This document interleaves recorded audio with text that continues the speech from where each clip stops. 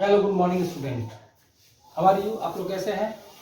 देखिए, जीवन में सफल होने के लिए 3 मंत्र: अपने आप से वादा, मेहनत ज़्यादा और इरादा पक्का। ये किसी बोलने के लिए नहीं है कि आप मेहनत कीजिए मेहनत कीजिए। तो अपने अंदर जब तक से वो चीज़ पैदा नहीं होगा, जुनून, पागलपन, तब तक से आगे आप नहीं बढ़ सकते हैं। तो अपने आप से वादा करना है, मेहनत ज़्यादा करना है, इरादा का नहीं। अपने आप से क्या रखना है? कमिटमेंट रखना है कि हमको जीवन में ये काम करना है तो करना, अपना से वादा। मेहनत तो हर फील्ड में मेहनत है, और इरादा मजबूत, क्योंकि डिस्ट्रैक्शन जब तुम आगे बढ़ोगे तो बहुत सारा डिस्ट्रैक्शन आएगा। उस डिस्ट्रैक्शन को में ही आपको तुम अपना इरादा को मजबूत रखना पड़ेगा और मन को अपना पॉजिटिव रखना पड़ेगा। ठीक है, ये चीज है सफलता के 3 मंत्र: अपने आप से वादा, मेहनत ज्यादा, इरादा पक्का। तो चलिए हम लोग स्टार्ट करते हैं रे ऑप्टिक्स का रिमेनिंग पोर्शन। रे ऑप्टिक्स बहुत बड़ा चैप्टर है, तो उसका धीरे धीरे मैं उसका वीडियो बना रहा हूँ ताकि आप लोगों को पार्ट बाई पार्ट समझ में आए। एक बार पूरा डाल देने से समझ नहीं आएगा, लेकिन इसका डिटेल वीडियो है क्लास 12 का, उसको तो बनाना ही है। ठीक है ना।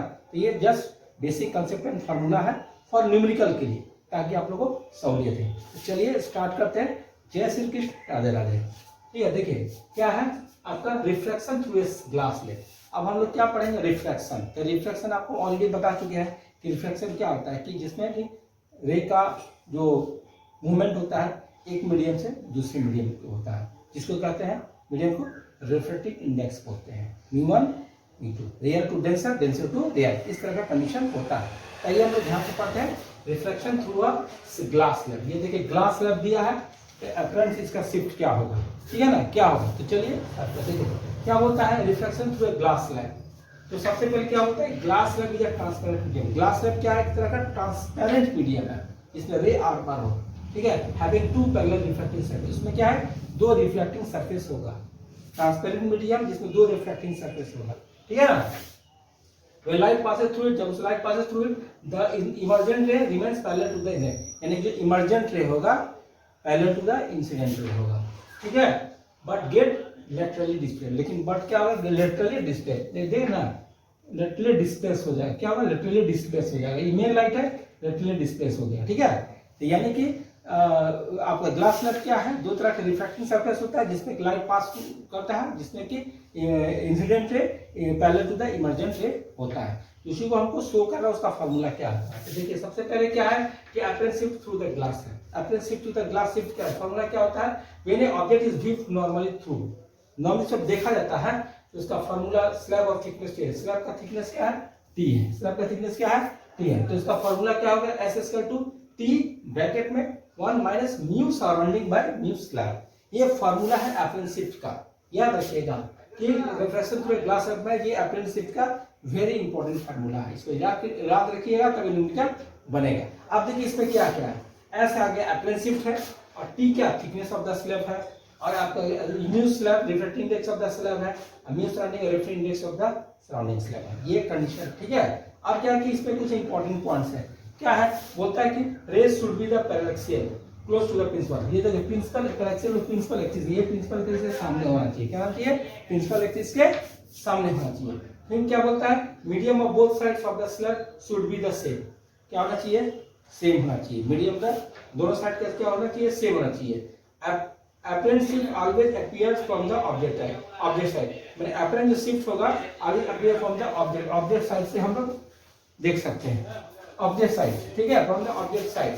ठीक है, shift is independent of the object और डिस्टेंस फ्रॉम द स्लैब। बोलता है कि shift is independent of the object distance from the slab. Object distance from the slab होता है, और emergent ray is parallel to the incident. Already हम जानते हैं कि इमर्जेंट रे क्या होता है? इंसिडेंट से पैरेलल होता है। तो ये देखिए आपका डायग्राम है। ये आपका क्या है?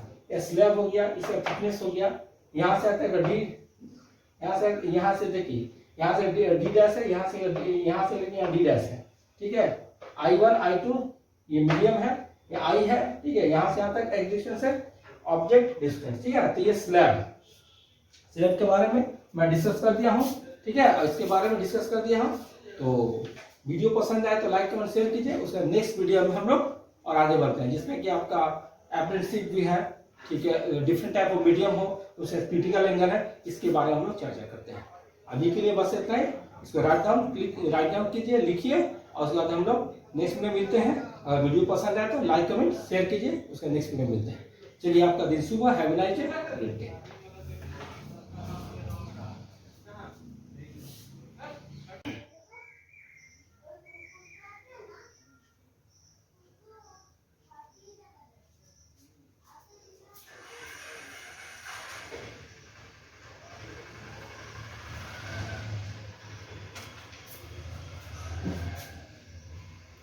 Hello, good morning student, how are you? आप लोग कैसे हैं? आई थिंक आप लोग सब पॉजिटिव होंगे। तो देखिए, आज का जो टॉपिक होगा जबरदस्त टॉपिक है। इससे बहुत सारा न्यूमेरिकल आता है, इसलिए इसको ध्यान से पढ़िएगा, ठीक है ना। नीट और जेईई में इससे बहुत सारा न्यूमेरिकल आता है, ठीक है, क्रिटिकल एंगल से, अपरेंट डेप्थ से। तो इस कंसेप्ट को पूरी तरह समझिएगा और इसको इस पर न्यूमेरिकल जितना भी बेस्ट हो बनाइएगा। जो भी प्रैक्टिस पेपर हो, आप जहां भी कोचिंग करते हो, जैसे भी करते हो, आप इसको बनाइएगा। तो सबसे पहले क्या है कि कंसेप्ट शुड बी क्लियर। तो देखिए, रे ऑप्टिक्स का ये कुछ इंपॉर्टेंट पार्ट्स है, ठीक है। पिछले टॉपिक मैंने बहुत सारे टॉपिक को आपको कवर किया था as a basic concept and formula. आज का टॉपिक भी है, जबरदस्त टॉपिक है, जिसका नाम है आपका apparent distance between the object and the observer when both are in different medium, ठीक है। दूसरा बात है क्रिटिकल एंगल। तो ये जो दो टॉपिक है, इस टॉपिक पर जबरदस्त न्यूमेरिकल होते हैं, इसलिए इस कंसेप्ट को दिमाग में रखिए, ठीक है। चलिए, हम लोग स्टार्ट करते हैं। जय श्री कृष्ण, राधे राधे, ठीक है। तो टॉपिक क्या है? सबसे पहले क्या है? Apparent distance between the object and the observer. Object and the observer when they are different medium, यानी ऑब्जेक्ट और ऑब्जर्वर क्या है, डिफरेंट मीडियम में जब होगा तो उसका अपरेंट डिस्टेंस क्या होगा? अपरेंट डिस्टेंस क्या होगा? तो देखिए, इसमें मान लीजिए 3 मीडियम का जिक्र है, N1, N2, N3, N1, N2, N3। तो सिंपल से इसका फॉर्मूला है, क्या कहता है कि ये जो object and observer are the same medium, बोलता है कि object and observer are the same medium, then the shift formula should be use.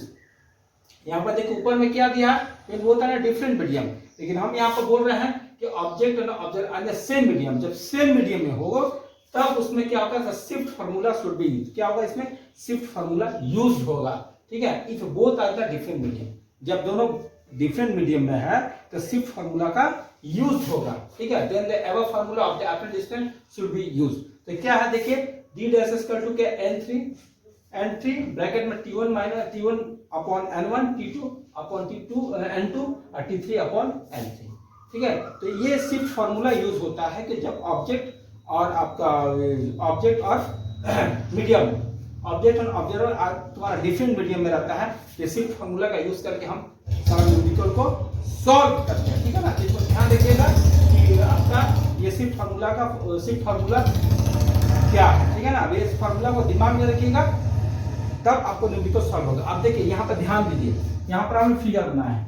देखिए, ये आपका AB/I2 है, ठीक है ना। यहाँ पे N1 medium, N2 medium, N3 medium है।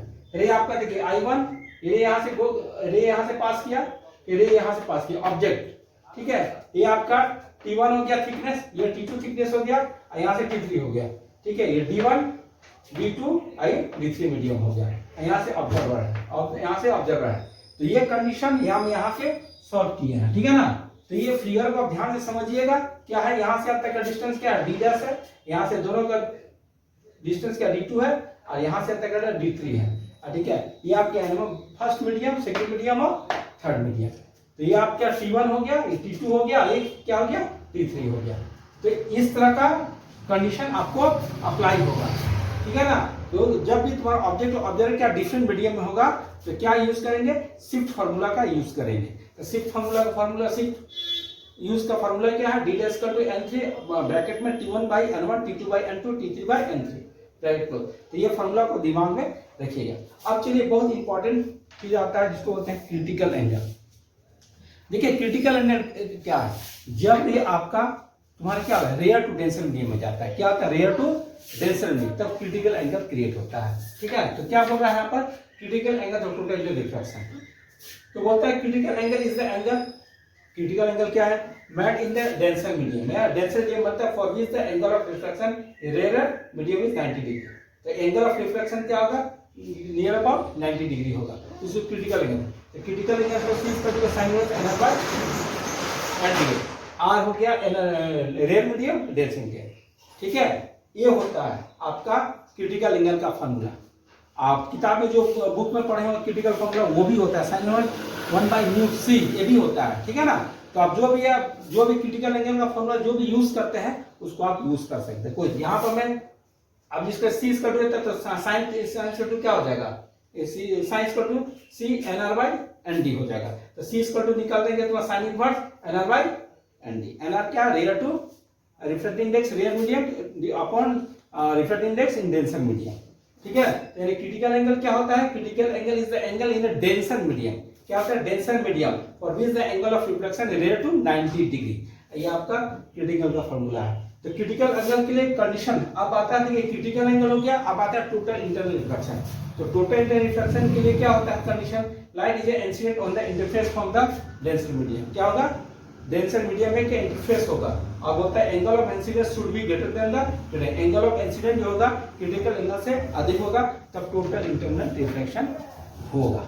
ठीक है, या टोटल इंटरनल रिफ्लेक्शन का आपका दो कंडीशन है। पहला कंडीशन क्या है, बोलता है light is incident on the interface from the denser medium, interface from the denser medium, angle of incidence is greater then the critical angle, उससे बड़ा होगा तब आपका टोटल इंटरनल रिफ्लेक्शन होगा। अब देखिए यहाँ पर क्या है, एन एस यहाँ से angle of incidence angle of reflection, यहाँ पे क्या है 90 डिग्री एंगल क्रिटिकल एंगल है। आइए तुम्हारा क्या है, यहाँ पर क्रिटिकल एंगल से ग्रेटर देन क्या है, angle of incidence is greater than critical angle, ये angle of reflection is angle of incidence. ये रियल मीडियम है, डेंसर मीडियम है।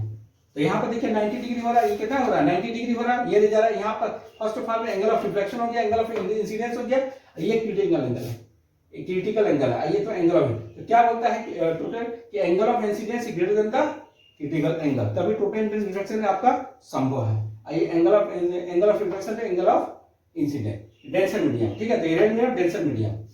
तो कहने का मतलब क्या है कि आपको मैं टोटल टॉपिक कवर किया। अगर वीडियो पसंद आया तो लाइक कमेंट शेयर कीजिए।